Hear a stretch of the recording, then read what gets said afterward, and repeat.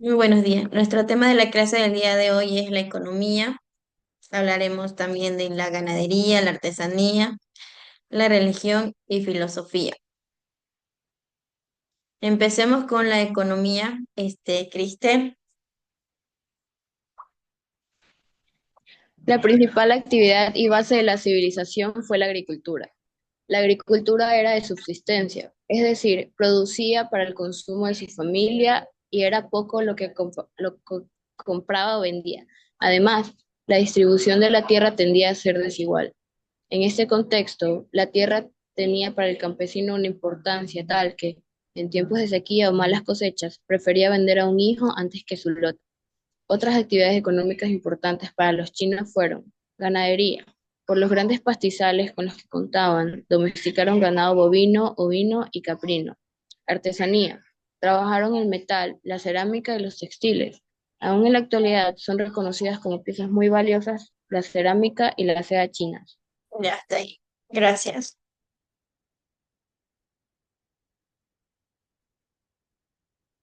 Ya, cuando nosotros hablamos de la economía de China, se dice que sigue siendo la segunda más grande del mundo. Y aunque ha experimentado un crecimiento robusto en el primer trimestre del 2025, enfrenta también lo que son desafíos como la guerra comercial y la necesidad de reequilibrar su crecimiento hacia el consumo interno y el sector de servicios. Este país de China dice que también sigue siendo un importante exportador y tiene grandes reservas de divisas, pero también enfrenta presiones y la necesidad de innovar en las industrias. Algunos aspectos claves de China es el crecimiento del robusto, el reequilibrio económico, los desafíos, la importancia global y la política económica. El crecimiento robusto fue en el primer trimestre del 2025. El reequilibrio económico, que se dice que China está trabajando en reequilibrar su economía, pasando depender toda la inversión en la manufactura orientada a la exportación hacia un mayor consumo interno. Los desafíos que enfrenta China, se dice que en la guerra comercial, la deuda y la necesidad de innovar a sus industrias con algunos de los desafíos. La importancia de China es el mayor exportador mundial y la segunda economía más grande con un peso significativo. El gobierno chino también utiliza herramientas fiscales y monetarias para apoyar el crecimiento, aunque con cautela para evitar la inflación y los problemas de deuda. El sector privado, que si bien las empresas estatales y mixtas juegan un papel importante, el sector privado contribuye con una parte significativa del PIB y el empleo.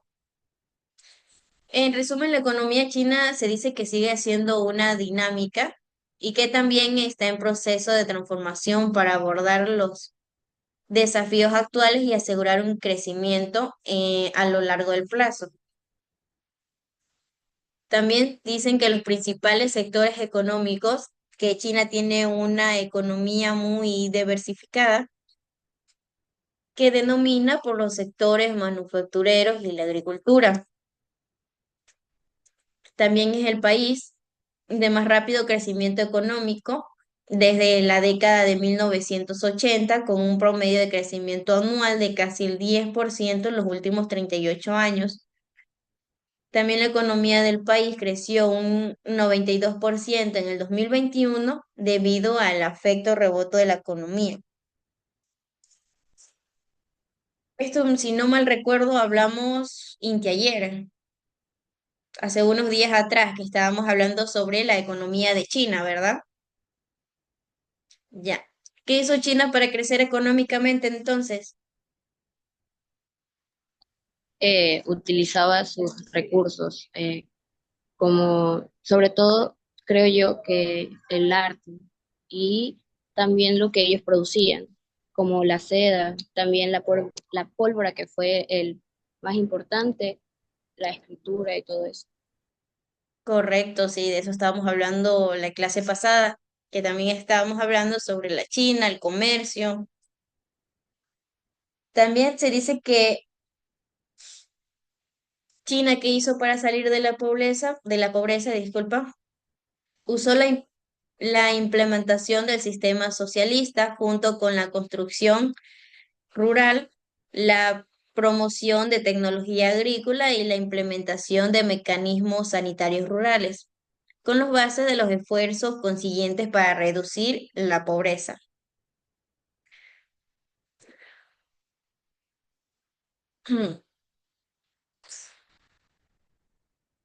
También hablamos sobre quién es más rico, si Estados Unidos o China.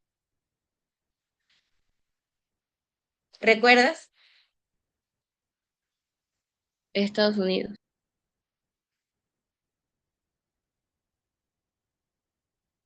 No. Se dice que China, quien está en la cabeza, seguida de Estados Unidos. No, sí está bien, Estados Unidos.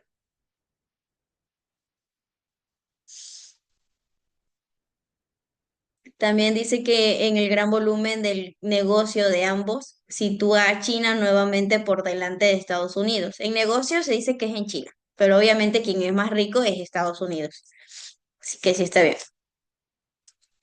El paso de la falta a China es terminar su desarrollo, su comercio financiero, convirtiendo un comercio y un mercado al alcance global y ser capaz de captar inversión de todo el mundo.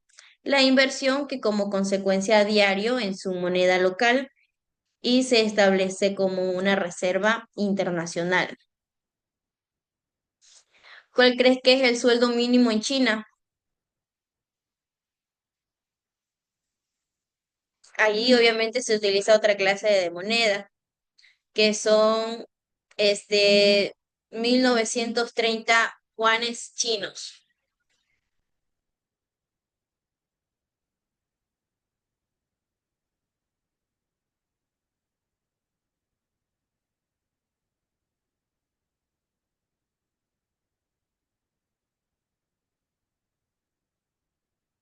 Y aquí están las monedas y los billetes que utilizan en China. ¿Sí visualizas? Ya. Sí me acuerdo que son así porque yo veo muchas novelas coreanas y siempre veo que entregan esos billetes.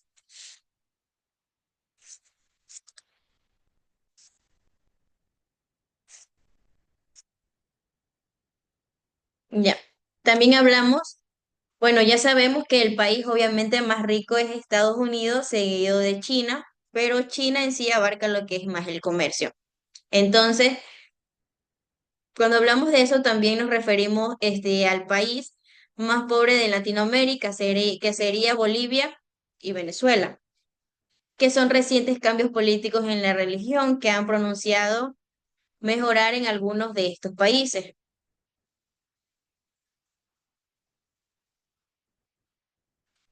Entonces, sigamos acá con la religión y la filosofía. ¿Puedes continuar con la lectura? Si bien practicaron el animismo, la práctica religiosa llegó a mezclarse con la filosofía, que tomó gran importancia desde la antigüedad. Sus más destacados filósofos fueron Lao Tzu y Confucio. La obra de Confucio, 551-479 a.C., tiene ciertos parecidos con la obra de Sócrates, pues promovió la práctica del amor, la justicia, el respeto por las tradiciones y la autoridad, la reverencia a los mayores, la sabiduría y la sinceridad. Una de las obras que expone su pensamiento es el Gran Estudio, de contenido ético y político, escrito por su discípulo Sun Tzu después de la muerte de su maestro. La doctrina llamada confucianismo se convirtió en la religión oficial hasta el siglo VII y fue enseñada en las escuelas hasta el siglo XX. Correcto. La religión y la filosofía china se dice que están intrínsecamente relacionadas y han dado forma a la cultura china durante siglos. Las principales religiosas y filosofías chinas son el confucianismo, el teosismo, el budismo y la religión tradicional de China. Estas tradiciones han influido a la espiritualidad, en la ética, la política, la estructura social y la vida cotidiana de los chinos.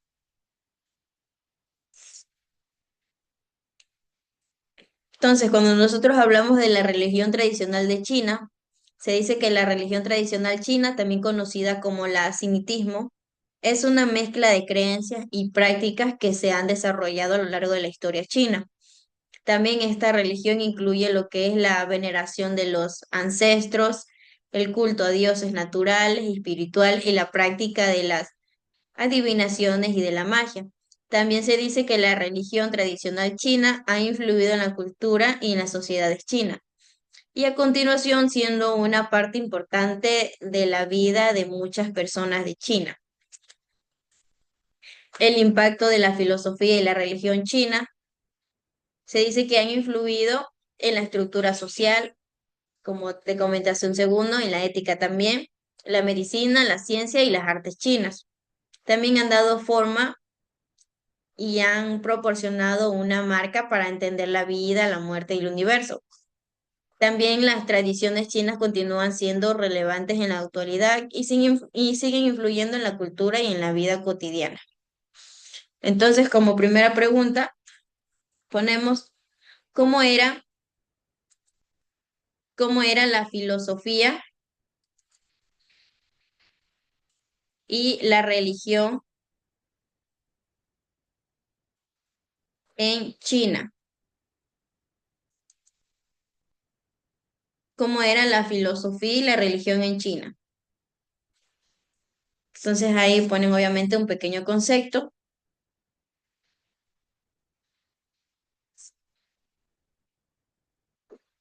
¿Qué religión usa China, Cristel? ¿Tú sabes la respuesta?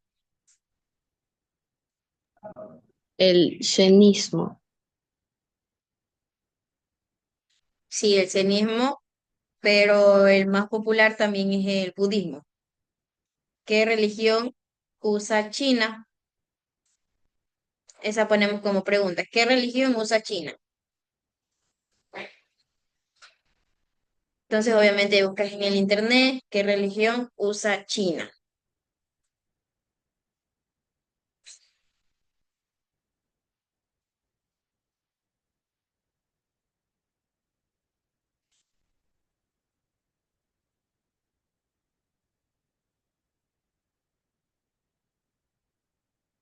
Ya, por última pregunta, cuántas filosofías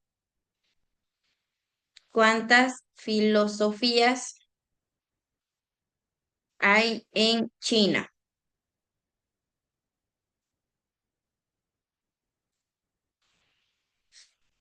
Ya, serían solo esas tres preguntas. Entonces, cuando nosotros hablamos sobre la economía y la religión y la filosofía, Cristel, ¿qué entendemos por la religión y la filosofía? Que están interconectados entre sí en China. Correcto, correcto. Si no me recuerdo, creo que esas le di como pregunta la vez pasada, que la religión y la filosofía, ¿qué tienen en común? ¿No? Bueno, sigamos entonces con el gran estudio. Puedes continuar leyendo en donde dice el gran estudio, las expresiones del texto para gobernar bien un reino. El gran estudio. Las expresiones del texto para gobernar bien un reino es necesario antes introducir el buen orden en la propia familia. Pueden explicarse así. Es imposible que un hombre que no puede instruir a su propia familia pueda instruir a la gente. Por ello, el hijo del príncipe, sin salir de su familia, se perfecciona en el arte de instruir y gobernar un reino. La piedad filial es el principio que le dirige en sus relaciones con aquellos que tienen más edad que él. La benevolencia más tierna es el principio que le dirige en sus relaciones con la multitud. Correcto.